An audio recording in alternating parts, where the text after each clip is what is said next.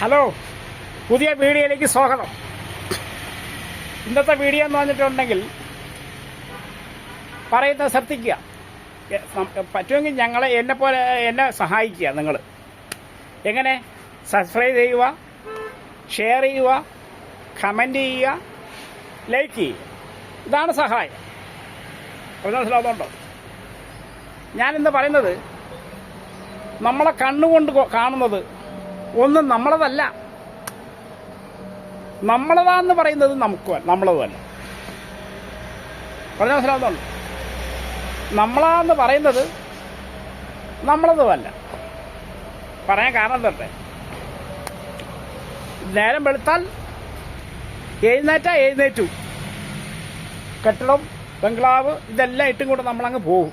അതാ പറഞ്ഞത് നമ്മളെന്ന് പറയുന്നത് നമ്മളതല്ല. പറഞ്ഞ മനസ്സിലാവുന്നുണ്ടോ? നമ്മൾ കണ്ണുകൊണ്ട് കാണുന്ന എല്ലാം നമ്മളതാണെന്ന് ചിന്തിച്ചാൽ തെറ്റാണ്. അത് വെറുതെയാണ്. ചിലവർ പറയും ഞാൻ എൻ്റെ മക്കളെയും ഇവരെ കഷ്ടപ്പെട്ട് നോക്കിയെന്ന്. എവിടെ കഷ്ടപ്പെടുന്നു? ഞാൻ പറയുന്നത് ഞാൻ ആരെയും നോക്കിയിട്ടുമില്ല. എൻ്റെ ഭാര്യേനെയോ മക്കളെയോ ഞാൻ നോക്കിയിട്ടില്ല. അപ്പോൾ പറയും നിങ്ങൾ എന്തായിരിക്കും? ആഹാ, ഇവൻ ഇത്ര ദിവസം പണിയെടുത്തിട്ട് പിന്നെ എന്താക്കി?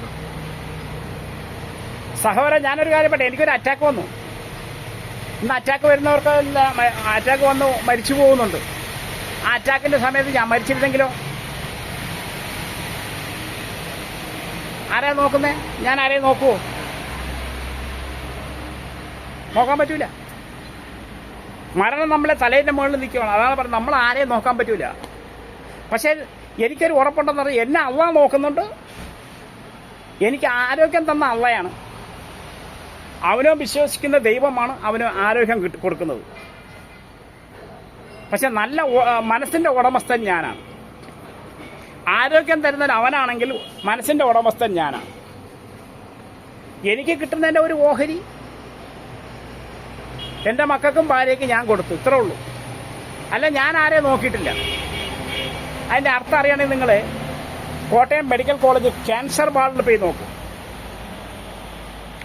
ഇന്ന് ഇവിടെ നമ്മളെ മക്കൾക്ക് ആഹാരം പുഴുങ്ങി കൊടുത്തിട്ടുണ്ടെങ്കിൽ തിന്നാൻ മടിയാ. അത് വേണം ഇത് വേണമെന്ന് വാശി പിടിക്കുന്ന മക്കളുണ്ട്. ഒരുപാട് വാശി പിടിക്കുന്ന മക്കളുണ്ട്. കോടിക്കണക്കിന് ആസ്തിയുള്ളവരും ക്യാൻസർ ഒക്കെ പിടിച്ച് ഇവിടെ കൂടി ഇറങ്ങുന്നില്ല. അദ്ദേഹത്തിന് ആഗ്രഹമുണ്ട്. എന്താ ആഗ്രഹം? ബീഫ് ഒലച്ചത്, മീൻ വറുത്തത്, നല്ല കുത്തരിച്ചോറ്, ഇതൊക്കെ തിന്നാൻ ഭയങ്കര ആഗ്രഹമാണ്. പക്ഷെ ഇവിടെ നിന്ന് അങ്ങ് ഇറങ്ങുന്നില്ല. പറഞ്ഞ മനസ്സിലാവുന്നുണ്ടോ? എൻ്റെ അള്ളാന്റെ സഹായം കൊണ്ട് എൻ്റെ മക്കൾക്ക് ഇന്നൊരു ആവാതിരിക്കട്ടെ, ആർക്കും അങ്ങനത്തെ അസുഖം വരുത്താതിരിക്കട്ടെ. പക്ഷെ നമ്മൾ ഒരു കാര്യം ചിന്തിക്കുക. നമ്മളെന്ന് പറയുന്നത് നമുക്കൊന്നുമില്ല. കഴിയുന്നത് അടുത്തവനെ സഹായിക്കുക. എന്നെ കൊണ്ട് അടുത്തവനെ സഹായിക്കാൻ പറ്റില്ല. പക്ഷേ നമ്മളെ കൊണ്ട് പറ്റുന്ന ഉപഹാരം ഞാൻ ചെയ്തിട്ടുണ്ട്. അത് ഞാൻ വിളിച്ച് പറയുന്നുമില്ല. പൈസ നമുക്ക് പുല്ല, പക്ഷെ ഇല്ലടേ, പൈസ ഇല്ല. പറഞ്ഞു മനസ്സിലാവുന്നുണ്ടോ? ഇപ്പം നാളെ രാവിലെ ഭാര്യ നമ്മളെ കൂടെ ഉണ്ടെങ്കിൽ ഉണ്ട്. ഇത്രേ ഉള്ളൂ. അവൾ വല്ലയിടത്തോട്ട് പോയാൽ പോയി. കാരണം സ്വന്തം മോനെ അന്യവൻ്റെ സുഖത്തിന് വേണ്ടിയിട്ട് ആ കൊച്ചിനെ അടിച്ച് പരിചയിപ്പിച്ചുണ്ടോ? കാമുകൻ്റെ സുഖത്തിന് വേണ്ടിയിട്ട്. അവരൊന്നും മാതാവല്ല, അവളൊന്നും മാതാവല്ല. മാതാവെന്ന് പറഞ്ഞ എന്താണ്? സ്വന്തം മക്കളെങ്കിലും നീ വെറുക്കാതിരിക്കുക. അതാണ് മാതാവ്. ഇന്ന് നമ്മളെന്ന് പറഞ്ഞിട്ടുണ്ടെങ്കിൽ പോലീസുകാർക്ക് പൊന്തൂവല ഉണ്ടാക്കി കൊടുക്കല ജോലി. ഇന്ന് പോലീസുകാർക്ക് പൊന്തൂവല ഉണ്ടാക്കി കൊടുക്കണം. അവനെ പിടിച്ച് പറിച്ച് ഇവനെയും പിടിച്ച് പറിച്ച് അവനെ കൊന്ന് ജയിലൊക്കെ നിറയുക. കൊറോണ സമയത്ത് ഓരോ ന്യൂസുകാർ പറയുന്നത് അന്ത്യവിശ്വാസികളൊന്നും അവിടെ ഇല്ല, വിശ്രമങ്ങളൊന്നും അവിടെ ഇല്ലെന്ന് കരയുക. അതാണ്. ഒരുത്തൻ നന്നാവാനും പാടില്ല, ജയിലും നിറയുന്നില്ല. നമ്മളെന്ത് പോലീസുകാർക്ക് പൊന്തൂലം ഉണ്ടാക്കണേ? മക്കളെ, ജയിലിൽ എന്ന് പറഞ്ഞിട്ടുണ്ടെങ്കിൽ നമുക്ക് മരണതുല്യമാണ്, മരണതുല്യം. ജയിലെന്ന് പറഞ്ഞിട്ടുണ്ടെങ്കിൽ കബറിൽ കിടക്കുന്നതും മരിച്ചു പോയത് ഒന്നാണ്. ചിന്തിച്ചു നോക്കൂ, വല്ല സ്വാതന്ത്ര്യമുണ്ടോ? രാവിലെ പോലീസുകാർ വരും, വടി കൊണ്ട് അടിക്കും, അങ്ങോട്ട് പോകുമ്പോൾ വിളിച്ചോണ്ട് പോകും, ഇങ്ങോട്ട് വരുമ്പോൾ വടി കൊണ്ട് അടിച്ചേൽപ്പിക്കും. എന്തെങ്കിലും സ്വാതന്ത്ര്യം ഉണ്ടോ? കൂട്ടില്ലാത്ത കിടക്കുന്ന പക്ഷികളെ പോലെയാണ്. നമ്മൾ കൊടുത്തു, ഇത്രേ ഉള്ളൂ. അവർ തരുമ്പോൾ തിന്നോളണം. ഇതങ്ങനെയല്ല. നമുക്ക് എന്തിനാ മക്കളെ കക്കണത്? അടുത്തവനെ കൊല്ലുന്നതിനാ? ഉള്ളത് കൊണ്ട് ജീവിച്ച പോരെ. ഭാര്യയും മക്കളായിട്ട് ജീവിക്കുക. പറഞ്ഞ മനസ്സിലാവുന്നുണ്ടോ? ഏറ്റവും കൂടുതൽ ഇതിൽ മദ്യപാനമാണ്. മദ്യപിച്ച് കഴിഞ്ഞാൽ ആരും നിങ്ങളെ ബഹുമാനിക്കൂല. ഭാര്യ ഇട്ടിട്ട് പോവും, മക്കളിട്ടിട്ട് പോവും. പറഞ്ഞ മനസ്സിലാവുന്നുണ്ടോ? ജീവിതം ഒന്നേ ഉള്ളൂ, ജീവിച്ച് തീർക്കുക. അത് ജയിലിലല്ല ജീവിക്കേണ്ടത്. പറഞ്ഞ മനസ്സിലാവുന്നുണ്ടോ? അത് ജയിലിലല്ല ജീവിക്കേണ്ടത്. ഈ ലോകം നമുക്ക് തന്നിട്ടുള്ള എന്തിനാ? ജീവിച്ച് തീർക്കാൻ, ഭാര്യയും മക്കളായിട്ട് സുഖിച്ച് ജീവിക്കാൻ, അടുത്തവരെ കണ്ട് ചിരിക്കാൻ, അടുത്തവന് പൈസ ഇടുന്നതിനെ കണ്ടിട്ട് അതുകൊണ്ട് അസൂയപ്പെടാനല്ല.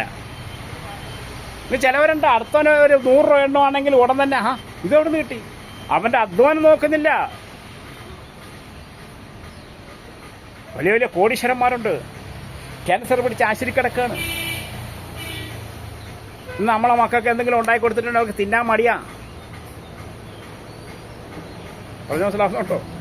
എൻ്റെ ചെറുപ്പത്തിൽ എന്ന് പറഞ്ഞിട്ടുണ്ടെങ്കിൽ ഞാനൊക്കെ ഒരു നേരത്തെ ഭക്ഷണം കിട്ടിയാൽ മതി. വൈകുന്നേരം ഒരു നേരം ഭക്ഷണം കിട്ടിയാൽ കിട്ടി, അല്ലെങ്കിൽ കുറേ വെള്ളം കുടിച്ച് ഉറങ്ങി. പക്ഷെ അതൊന്നും നമ്മളെ മക്കൾക്ക് പറയേണ്ട ആവശ്യമില്ല. നമ്മൾ കഷ്ടപ്പെട്ടത് നമ്മളെ മക്കൾക്ക് പറയേണ്ട ആവശ്യമില്ല. പക്ഷെ അവർക്ക് ജീവിക്കണമെങ്കിൽ അവരവരെ സാഹചര്യം നോക്കുക. നമ്മൾ ജീവിക്കണമെങ്കിൽ അവരവരെ ശരീരം നോക്കുക. പറഞ്ഞ മനസ്സിലാവുന്നുണ്ടോ? നമ്മൾ ജീവിച്ച് തീർക്കുക. ജയിലിലല്ല ജീവിതം നമ്മളത് ഈ ലോകമാണ്. ലോകത്ത് സുഖമായിട്ട് ജീവിക്കുക.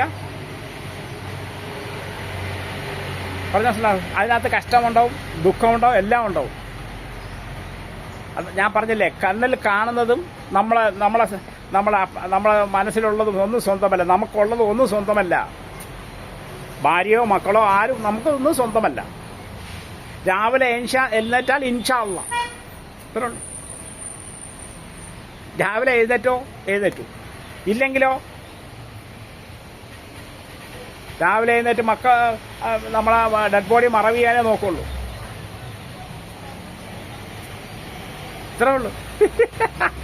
ഓക്കെ, ജീവിച്ച് തീർക്കുക. ഓക്കെ.